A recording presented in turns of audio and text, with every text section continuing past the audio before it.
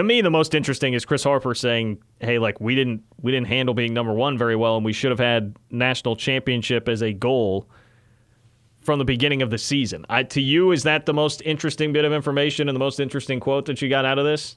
Yeah, I think so. Probably the most revealing stuff I got from all the guys was yeah, reliving that Baylor loss, and I know that still stings for Kansas State fans. It stung for them, but that's one of those things where 10 years of distance can kind of add a little truth serum to the situation. I know at the time when you're just right after it, there's the shock going on. You don't really know how to process things yet. And the answers those guys said now compared to 10 years ago when the loss happened was just night and day. And I think Chris, more than the average player especially, doesn't mind telling you like it is. And I was very pleased that he was willing to go into that much detail. But yeah, he had a lot to say about how they handled the national championship chase and how he wished they'd have done it differently. I could have written probably 1,000 words just on that, but I had to tone it down a little bit and leave some stuff on the cutting room floor. He went into really great detail about how the family block of wood that they carried around back then, I think it made its debut that season and said family on it. And he said when that first happened, players would, they'd pass it around to each other, and kind of like the sledgehammers they have right now. If somebody had a really good game, they'd get that block of wood for a little bit. And before they gave it to somebody else, he said they'd write something on it. And usually it was some kind of goal. And he said a lot of people, wrote maybe like all Big 12 team, Big 12 championship.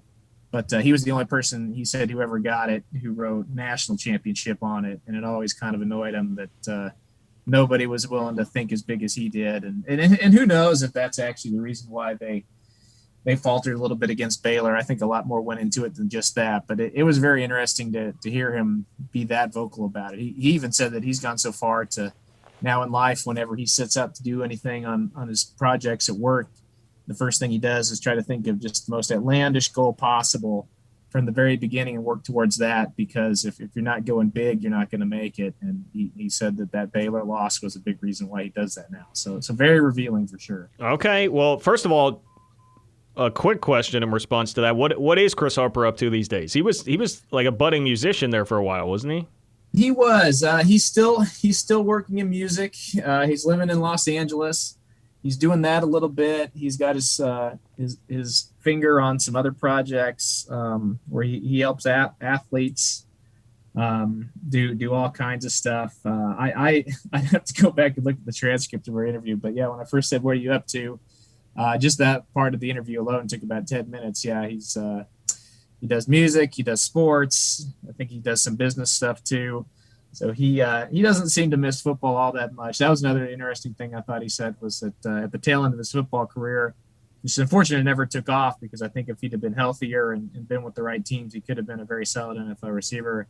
But at the end of his career, a lot of people thought that he just couldn't make it, and teams stopped signing him. He said that it was actually that he just got tired of playing injured and didn't want to do it anymore, and had these aspirations in LA. So that's what he went and did, and that's what he's still doing now.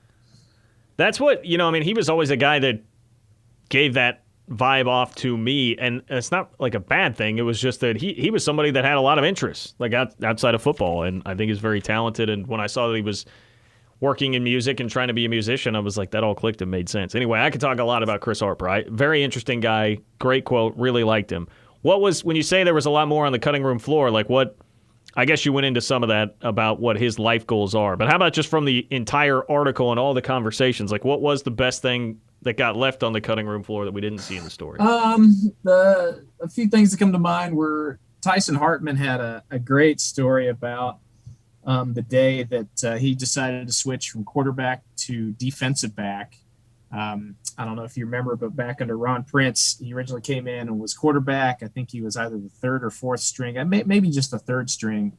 But he said that the day he decided to switch positions was after they got shredded in a road game at Louisville, where the defense just could not stop them at all.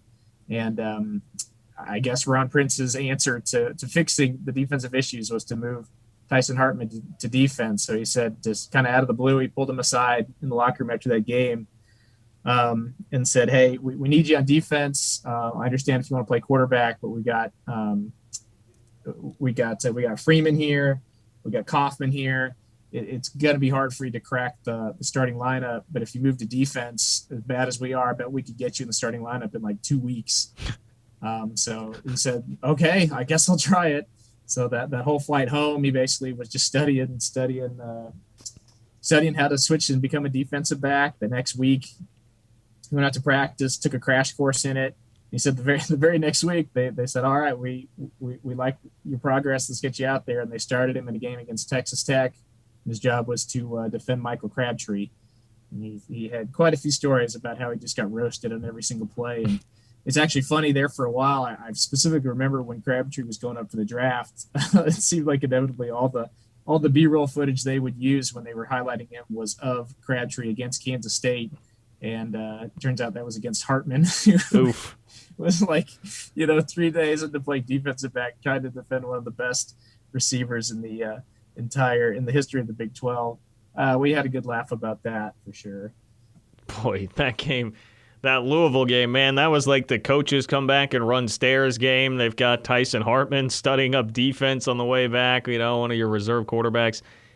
Yeah, he also mentioned that the defense had to run laps or something when they got back, and he was really confused because he didn't know if he was officially part of the defense yet. If he was, could he delay doing that? I think they let him just go ahead and keep studying. But yeah, it was pretty funny to hear that story. My goodness. All right, that is good stuff. Kellis Robinett talking with us.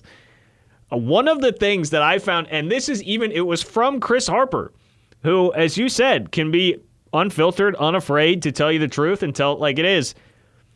He was talking about Colin Klein, and he was talking about how beat up Colin got. And he still said, "I'm not going to disclose the injury." It has been almost a decade since Colin Klein's 2012 season, and you still cannot find a single person on that team or that was in that locker room to tell you on the record what the hell was going on with Colin Klein from an injury standpoint. Why? I don't understand. I don't either. I kind of bristled at that myself. I'm like, come on, it's been 10 years. Who are we going to hurt by saying exactly what it was? Maybe he thinks that he's going to try to get back in the game and turn pro here or something, Tim Tebow style. I don't know, but yeah, it's very interesting. I mean, that's one thing that nobody's ever been willing to say for sure. Here's exactly what happened, but I'm willing to guess that after watching Jake Waters and Jesse Ertz have the exact same shoulder injury because they ran the ball too much in the years after Colin Klein. I'm guessing it's probably something related to that field. Man, it's like, is that do they fear people reacting negatively? Like, oh man, like how could a coaching staff run him out there every week? Like, you think it's going to do damage to the reputation of like Bill Snyder and the coaching staff? Or is that just like, oh, hey, we were so ingrained in not saying anything about the injuries that I still just don't want to do it today and have Bill Snyder show up at my door in L.A. being like, hey, man, what's going on? Maybe that's it. Like, Sean's out at L.A. now at USC. Maybe that's it. Sean Snyder would show up all of a sudden at Chris Harper's door if he exposed injury info that's 9 years old. Yeah, he doesn't want to get admonished there. Maybe. I think it's more just a respect for Colin thing. I mean, everybody I talk to, this. I'm partial to Arthur Brown more than Colin Klein. I love Klein.